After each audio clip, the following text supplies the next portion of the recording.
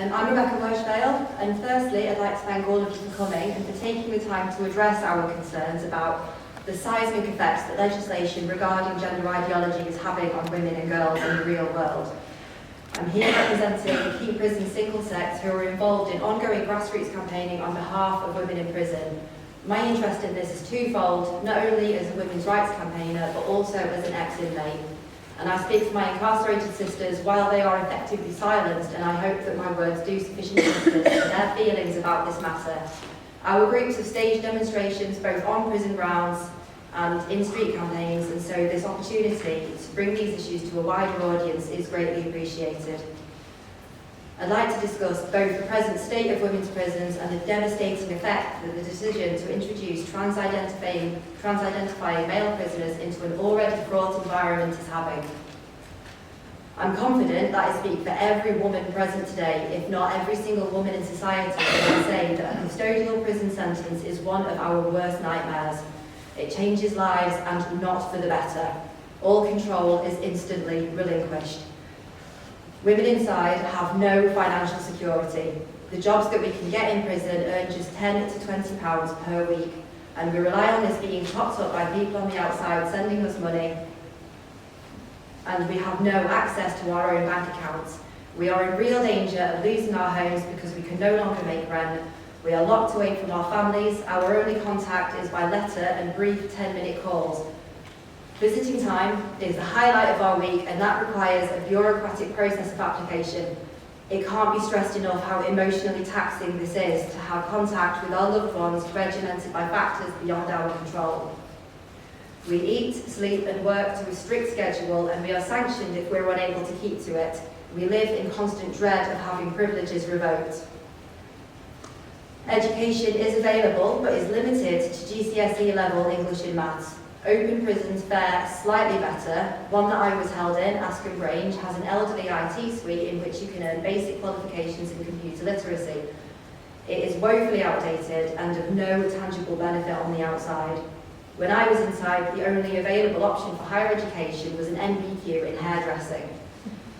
Taking all of this into account, and I could go on, to stretch already diminished resources to accommodate transgender prisoners is yet another kick in the teeth for women disadvantaged by the prison system, and to then see these men granted privileges unavailable to women is galling.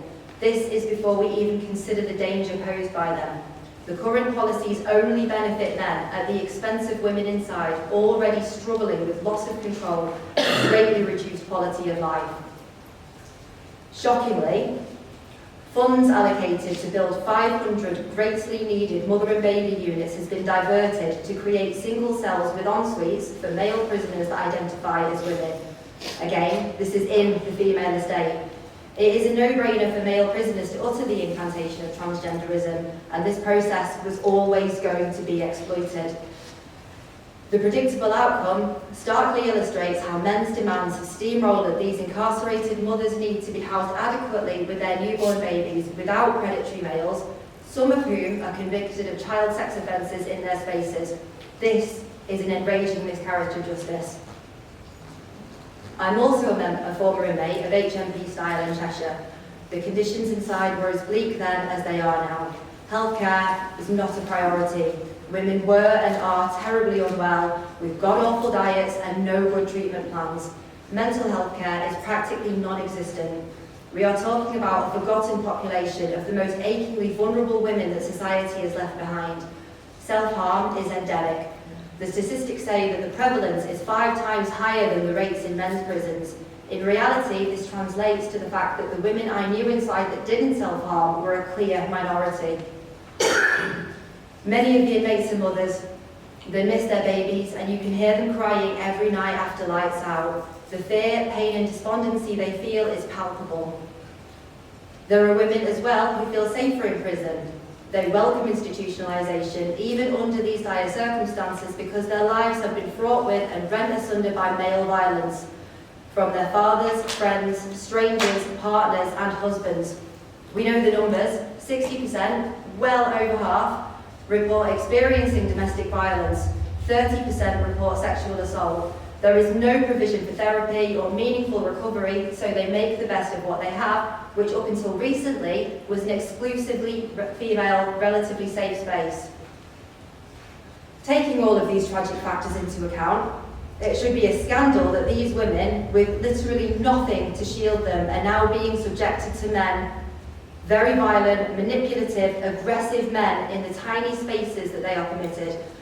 On top of all the existing grievous harms and insults to their well-being and all of their anxieties and helplessness, they now have to endure men in their estates and in their cells. It is hard to imagine their disquiet at this frankly unthinkable development. It is hard to comprehend how they must feel at the prospect of being trapped with no way out, locked down by a government that just wants to do right by transgender prisoners and is failing to take into account the comfort, dignity and physical safety of a group of traumatised and marginalised women. Women who have already had to survive violent hardships and who are rightly terrified of men are now also terrified to say how they're being affected. Women in prison do not operate in a hierarchy. We innately recognise trauma in one another, and in circumstances of extreme pressure, like those in prison, we tend to band together and form attachments in groups and as individuals. Inside, this tendency is amplified because all we have is each other. Of course, there are fallouts and shifting alliances because prison is a microcosm of wider society, but despite this, there is always a stable power balance that remains relatively static. The presence of just one man takes this stability and throws it into chaos. Even if, for the sake of argument, that man is one of the good guys, the dynamic in a group of women will be irrevocably altered and they will have to sacrifice the links of comfort and security that they have been able to build and count on in an otherwise abysmal situation. We know, however, that these particular men are never, ever even remotely good guys. They're predators. A full 60% of male prisoners presently identifying as transgender have been convicted of sex offences, and knowing what we know about the pathetically low rates of conviction, it is safe to assume that these are extremely serious offences. These men know exactly what they are doing, and so do the prison officers, governors and policymakers that have greenlit this disgusting process at every step, allowing them access to some of the most easy targets. There is not one single aspect of life inside that isn't adversely affected by having mixed-sex facilities. Women will avoid showering in communal washing spaces. They will stay in their cells during any recreation time if common areas are dominated by men. They will stop going to the gym and they will stop partaking in enriching activities. This has already happened. In 2018, a male murderer named Alex Stewart was placed in HMP Greenock and proceeded to destroy a women's fitness tournament, decisively ending any inclination women felt to enter. But of course, anyone that had a problem with this was labelled transphobic and thusly dismissed. Ultimately, male and female prisoners are vastly different demographics. The female prison population is just 5%, and we are imprisoned overwhelmingly for non-violent offences. This cannot be overstated. We are not the same as male criminals, and we do not share anything like the same offending pattern. Again, ministers and legislators know this very well, and they flagrantly disregard the already scant well-being of women to appease the whims of manipulative men. It is utterly contemptible that the women bearing the sharp end of this abhorrent capitulation are the ones most in need of protection. Every inmate is subject to scrutiny, which among women can be overwhelming enough, but to introduce the sordid element of the male gaze is to create conditions that will be unbearable. The first time a women's prison, again Aston Grange, took the decision to house a male to female transsexual prisoner, transsexual being the operative word there, was back in 1989 when a man calling himself Stephanie Booth was admitted to the women's estate despite being convicted of a string of sex offences. This action set a precedent that has reached critical mass today, with the definition of trans now so broad that any man can be moved simply by declaring himself to be a woman. The most recent example that I know of occurred this September, in which a man known as Sally Dixon, who was found guilty on 30 charges of child sexual abuse and described by the prosecutor as a brazen and callous sexual predator, has been placed in HMP Bronzefield, a women's prison, again with a mother and baby unit. This is despite the fact that he does not hold a gender recognition certificate, and after a recent government announcement by Dominic Raab that prisoners with male genitalia must not be housed in the female estate without ministerial sign-off. For the women inside, unable to consent to the encroachment of these men, this policy is a living nightmare.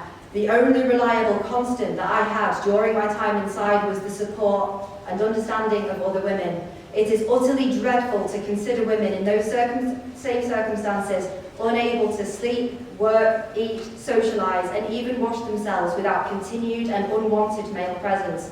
This is before we even take into account the abominable male crimes that they're invariably guilty of. I urge you all to consider the plight of these women at the mercy of policies enacted in the dark and consider their stark reality. The male estate has specialist provision in place for dealing with difficult, high-risk prisoners, and the women's estate simply does not have the resources to manage this escalating crisis. These men must be housed according to sex and not gender identity. I cannot imagine a circumstance in which this is more obvious, and I hope my testimony resonates enough today to lead to real change in legislation to protect the women inside. Thank you.